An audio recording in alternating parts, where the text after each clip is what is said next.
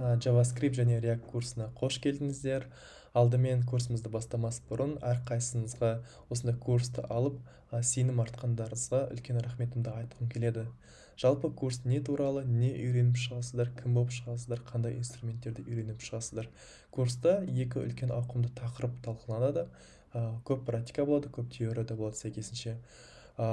Жалпы JavaScript-тің негіздерімен бірінші 14 сабақ танысатын боламыз. JavaScript деген не, неге JavaScript программирование тілі соншалықты танымал, және JavaScript разработчиктардың жалақысы неге жоғары деген сұрақтарға жауап аламыз бұл курста.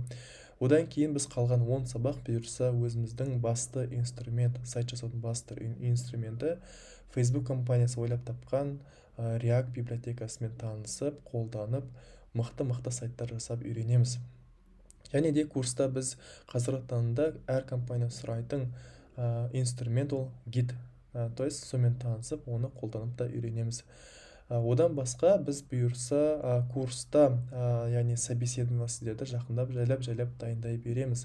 Яғни собеседование, жалпы собеседование кезінде қойылатын 20 сұраққа жауап, не айту керек собеседование, не айтпау керек деген сұрақтарға жауап береміз.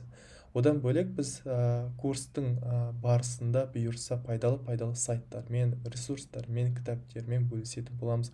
Оны міндетті түрде өздеріңіздің сайтыңызда профайл деген жерде кіріп, сол жақта меню болады, пайдалы ресурстар деген жерге кіріп, оны көріп таныса аласыздар.